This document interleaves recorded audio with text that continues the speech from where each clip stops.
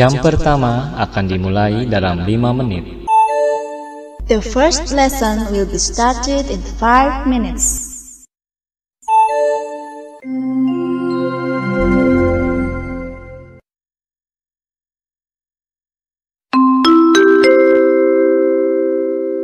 Saatnya jam pertama dimulai. It's time to begin the first lesson. Nah, suara bel menandakan jam pertama sudah dimulai. Ada yang rindu suasana sekolah? Begitulah yang juga dirasakan oleh kebanyakan pelajar di Indonesia. Tapi, untuk memutus rantai penyebaran COVID-19 dan sebagai warga negara yang baik, kita harus tetap mengikuti anjuran dan aturan pemerintah. Tetap, walaupun di rumah aja, kita harus belajar apapun bentuknya dan bagaimanapun caranya. Kembali lagi di video pembelajaran PPKN. Pembahasan sekarang kita akan melanjutkan pembahasan minggu kemarin, yaitu tentang bab 6, memperkuat komitmen kebangsaan. Lebih spesifiknya, pembahasan tentang semangat dan komitmen kebangsaan pendiri negara. Bagi yang belum melihat pembahasan sebelumnya, bisa ditonton dengan cara klik link di deskripsi. Dan jangan lupa, apabila video ini bermanfaat, bisa klik subscribe dan klik gambar loncengnya.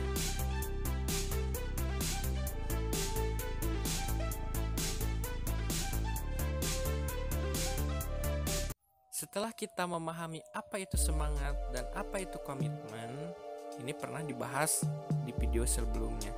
Mari kita kaji bagaimana keras dan sulitnya perjuangan para pendiri negara, yaitu diantaranya tokoh yang akan dibahas adalah Insinyur Soekarno dan Muhammad Hatta, para tokoh yang memperjuangkan kemerdekaan Indonesia. Tentunya hal ini berkaitan dengan komitmen dan semangat yang ditunjukkan oleh para pendiri negara. Mari kita langsung saja bahas satu per satu dari Insinyur Soekarno. Siapa yang tidak kenal beliau?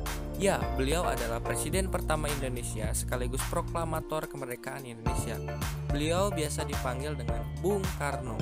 Lahir di Blitar, Jawa Timur pada tanggal 6 Juni 1901 dan meninggal di Jakarta pada tanggal 21 Juni 1970. Ayah Bung Karno bernama Raden Sukemi Sosrodihardjo dan ibunya Ida Ayu Nyoman Rai. Masa kecil Bung Karno hanya beberapa tahun dia hidup bersama orang tuanya di Blitar. Semasa SD hingga tamat, beliau tinggal di Surabaya.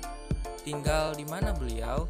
Ya, beliau tinggal atau keterangan di buku menjelaskan indekos di rumah Haji Umar Said Cokro Aminoto. Tokoh ini pernah diceritakan di bab 4 ya. Sekedar mengingatkan bahwa beliau juga guru dari Semaun dan Kartosuwiryo. Nah, Cokro Aminoto ini merupakan politisi kawakan pendiri Syarikat Islam. Pernah juga dibahas di bab 4. Awalnya Syarikat Islam ini bernama Syarikat Dagang Islam atau SDI. Kemudian berikutnya Bung Karno melanjutkan sekolah di HBS.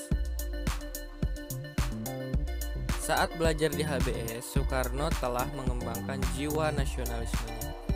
Selepas lulus HBS, tahun 1920, Bung Karno pindah ke Bandung dan melanjutkan sekolah ke THS atau dalam bahasa Indonesia yaitu Sekolah Teknik Tinggi yang sekarang menjadi ITB, Institut Teknologi Bandung.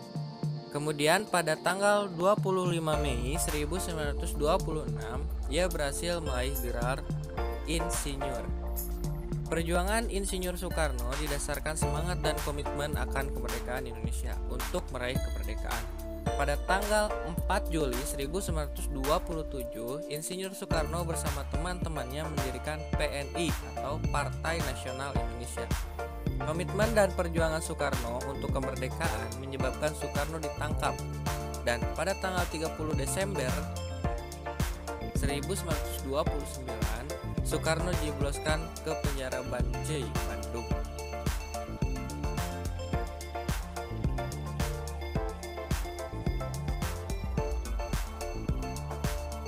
penjara Bancai, Insinyur Soekarno mendekam selama 8 bulan atas tuduhan pemberontakan.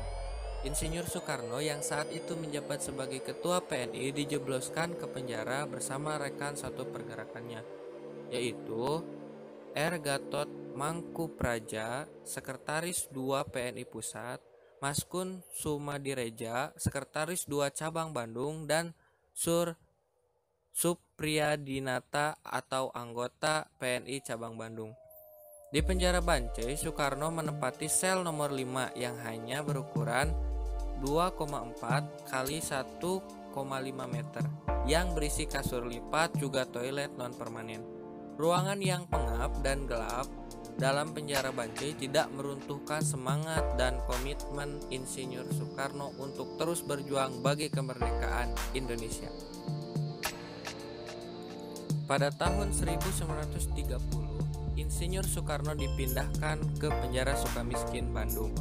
Soekarno kembali harus merasakan lembabnya salah satu sel dari 522 sel yang ada di Sukamiskin.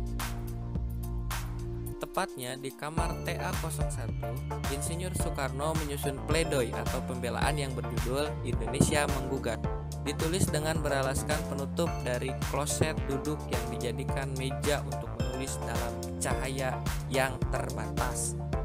Pledoi tersebut dibacakan dalam persidangan di Gedung Pengadilan Kolonial Bandung.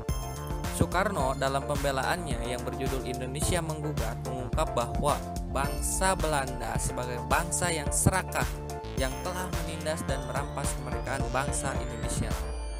Pembelaannya itu membuat bangsa Belanda makin marah sehingga PNI bentukan Soekarno dibubarkan pada bulan Juli 1930. Setelah keluar dari penjara, ia kemudian bergabung dengan Partindo, tetapi ia kembali ditangkap oleh Belanda dan kemudian diasingkan ke Flores. Dan 4 tahun kemudian ia dibuang ke Bengkulu dan dibebaskan pada tahun 1942 menjelang kedatangan penjajahan Jepang. Setelah Indonesia merdeka pada tanggal 17 Agustus 1945, bukan berarti perjuangan Soekarno berakhir. Pada tahun 1948, Soekarno setelah agresi militer Belanda II kembali diasingkan ke Parapat, Sumatera Utara. Dari Parapat, Soekarno kemudian dipindahkan ke Bukit Manumbing, Bangka. Di penjara, dibuang, dan hidup dalam penderitaan tidak membuat semangat dan tekad Soekarno untuk kemerdekaan dan kejayaan bangsa Indonesia surut. Komitmen untuk hidup berjuang menciptakan perubahan yang lebih baik sudah seharusnya ada dalam diri seluruh bangsa Indonesia. Penderitaan anggaplah sebuah tantangan untuk menjadi lebih baik. Itu merupakan contoh semangat dan komitmen yang sekilas tadi sudah diceritakan bagaimana sejarah perjuangan Insinyur Soekarno sebagai pendiri negara dan dikaji bagaimana semangat dan komitmen kebangsaan yang ada pada Insinyur Soekarno sebagai pendiri negara.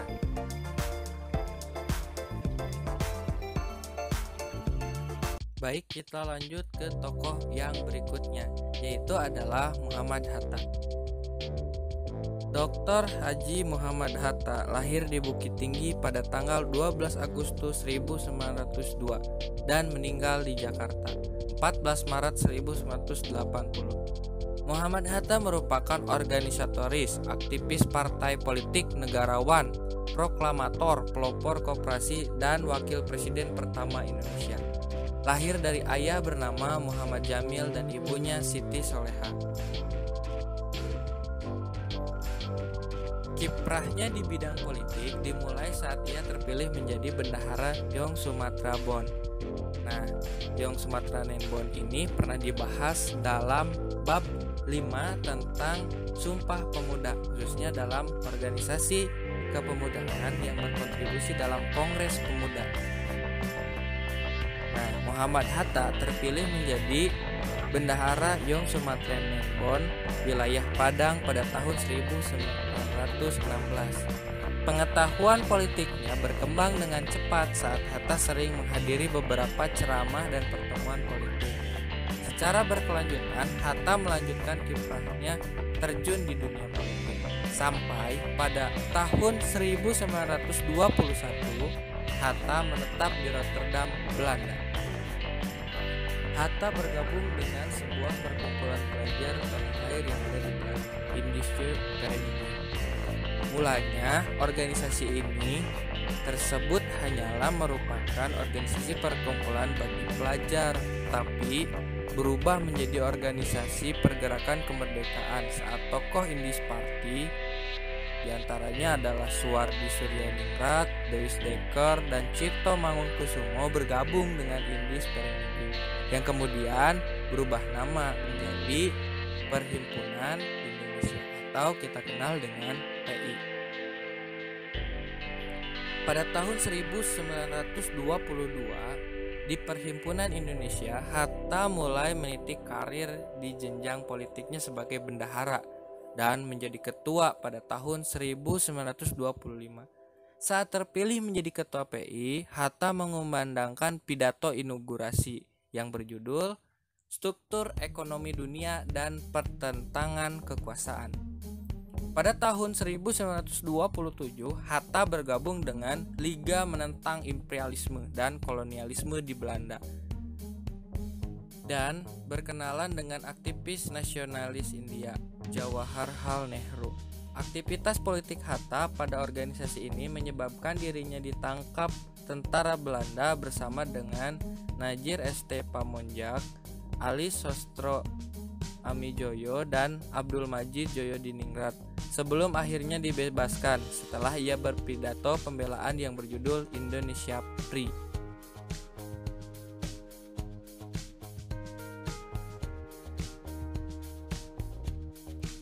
Selanjutnya, pada tahun 1932, Hatta kembali ke Indonesia. Bulan September 1932, Bung Hatta berjumpa dengan Bung Karno untuk pertama kalinya. Sejak saat itu, keduanya seperti dipertautkan alam, berjuang bersama membela tanah air. Pada tahun 1933, Soekarno diasingkan ke ND, Flores. Aksi ini menuai reaksi keras Hatta. Ia menulis mengenai pengasingan Soekarno pada berbagai media. Akibat aksi Hatta inilah, pemerintah kolonial Belanda mulai memusatkan perhatian pada Partai Pendidikan Nasional Indonesia. Nah, Partai Pendidikan Nasional Indonesia ini merupakan salah satu PNI yang baru. Karena setelah dibubarkan PNI itu, beberapa pimpinan PNI membentuk Partindo, dan yang tidak setuju dengan Partindo ini membentuk Partai Pendidikan Nasional Indonesia atau dikenal juga dengan PNI baru. Nah, Belanda mulai memusatkan perhatian pada Partai Pendidikan Nasional Indonesia dan menangkap para pimpinan partai yang selanjutnya diasingkan ke Digul, Papua. Pada masa pengasingan di Digul, Hatta aktif menulis di berbagai surat kabar. Ia juga rajin membaca buku yang ia bawa dari Jakarta untuk kemudian diajarkan kepada teman-temannya. Selanjutnya, pada tahun 1935, saat pemerintahan kolonial Belanda berganti, Hatta dan Syahrir dipindah lokasikan ke Banda Neira. Di sanalah Hatta dan Syahrir mulai memberi pelajaran kepada anak-anak setempat dalam bidang politik dan lainnya. Setelah 8 tahun diasingkan, Hatta dan Syahrir dibawa kembali ke Sukabumi pada tahun 1942. Selang 1 bulan, pemerintah kolonial Belanda menyerah pada Jepang. Pada saat itulah Hatta dan Syahrir dibawa ke Jakarta. Setelah agresi militer 2, tanggal 18 Desember 1948, Soekarno dan Hatta ditangkap dan diasingkan ke Giri Sasana Menumbing di Muntok, Kabupaten Bangka Barat. Selain Bung Karno dan Hatta, sejumlah tokoh nasional juga diasingkan di bangunan yang terletak di puncak Gunung Menumbing. Sekretaris Negara Pringgo Digjo, Menteri Luar Negeri Agus Salim, Menteri Pengajaran Ali Sostro Amijoyo, kemudian Badan KNIP Mr. Asad, Wakil Perdana Menteri Mr. Muhammad Rum, dan Kepala Staf Angkatan Udara S. Surya Dharma merupakan tokoh yang bersama Soekarno dan Hatta diasingkan di Bangka. Pada tanggal 14 Maret 1980, Hatta wafat di RSUD Dr. Cipto Mangunkusumo. Karena perjuangannya bagi Republik Indonesia sangat besar, Hatta mendapatkan anugerah Tanda Kehormatan Tertinggi Bintang Republik Indonesia kelas 1 yang diberikan oleh Presiden Soeharto. Ditangkap, dipenjara, dan diasingkan tidak membuat semangat dan tekad serta komitmen Muhammad Hatta untuk kemerdekaan dan kejayaan bangsa Indonesia surut. Nah, itulah perjuangan para pendiri negara yang menunjukkan semangat dan komitmen kebangsaan yang tinggi untuk bangsa Indonesia. Masih banyak tokoh pendiri negara lainnya yang memiliki semangat dan komitmen kebangsaan yang kuat.